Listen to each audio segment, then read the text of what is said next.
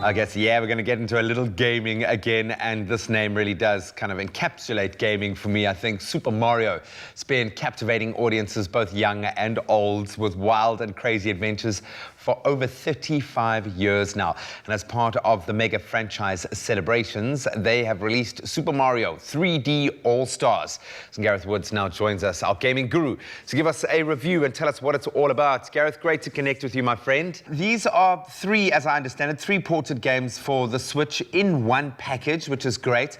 And if I remember, all of these games were very highly reviewed games when they each came out. Can you tell us a bit more about Super Mario 3D All-Stars? Yeah, so you're 100% right. It's to celebrate the 35-year anniversary of Mario Brothers. For those of us who are around about that age, remember playing the first one when it came out.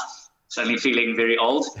But yeah, so it's to celebrate that, and it's three of the biggest 3D versions of Mario. So obviously Mario was a 2D platformer for the longest time. The N64 came out, and with Mario 64, and then you had Mario Sunshine, and then Mario Galaxy, which, as you mentioned, was three just blockbuster games, kind of blew the roof off what people thought you could do.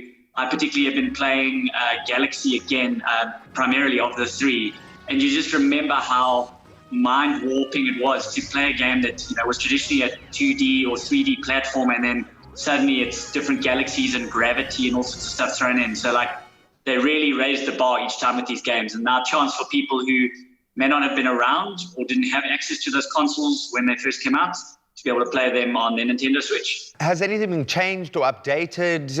It's not just an exercise in nostalgia, but obviously you're going to be introducing new gamers to this amazing franchise as well. Is there anything new within the games themselves? So that's been the one complaint that I suppose hardcore fans have had of the games, is that they are strictly just ports. They upgraded graphics and integration of the new controls. So, each of the different consoles had different controllers. The N64 was a strictly kind of analog stick kind of controller. Galaxy came out with the Wii One, so it used a lot of motion controls in that. So they've integrated that. But other than that, there are no real changes. It's purely an exercise in nostalgia and value offering, because, I mean, for the price of one game, you're getting three. But yeah, the games certainly have held up well from a gameplay point of view. So you don't feel like you're playing old games, I'll be honest. Hey, buddy, if it ain't broke, don't fix it. I think a lot of people want to play it because they want to get that experience, that original experience. I've got to ask, when you look at the bigger picture, 35 years for any kind of brand to sustain this kind of connection to market and keep inspiring new generations without making those changes, what do you think keeps a mega franchise like this going, and what has made Super Mario so unbelievably popular, man? I guess for me, it's tapped into that rare space in gamers where accessible to children. And so like you can play with your friends and family who are not gamers, but it's got that learning curve that just goes through the roof. You take particularly games like Mario Maker. People could make their own stages, and you see like some of them are very, basic and others are mind-blowingly difficult. So that learning curve is a big thing.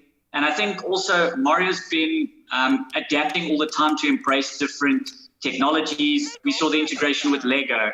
Recently, we've seen these the new Mario Kart you can play in your living room. So they've always been like at the forefront of technology, experimenting with what ended up being a terrible movie, all that sort of stuff. They're always trying to go, hey, how do we push Mario into different areas? And I think that's been key to success. Who would have thought that two Italian plumbers would have created this mark in history in the way that they have? Let's let you do what you do best and actually review the games. What's your review of each of these games for someone who hasn't played them, if you're one of the 1.1% of people who hasn't? I'm going to review it as a package because honestly, I think Galaxy is the strongest game, and it's probably why I'm spending the most time on it.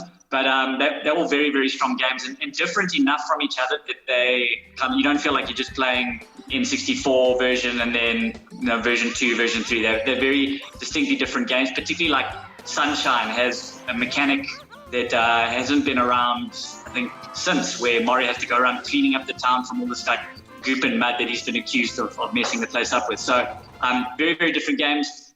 Honestly, if you're a fan of Mario and you didn't get a chance to play, this is a no-brainer. You should get hold of it and give it a go. It really is fun. It's super value for money. Mario and Luigi would be pleased.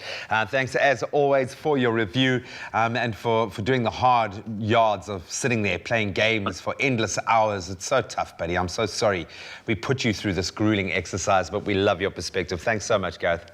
Somebody has to. It's been 35 years and 35 years of Gareth playing this game, but I think for many gamers out there really enjoying this franchise, and who knows for how many more years, they will arguably be one of the world's most famous plumbers, and they will continue to deliver. I think gamers will really sink their teeth into this triple package. It sounds like an awesome buy.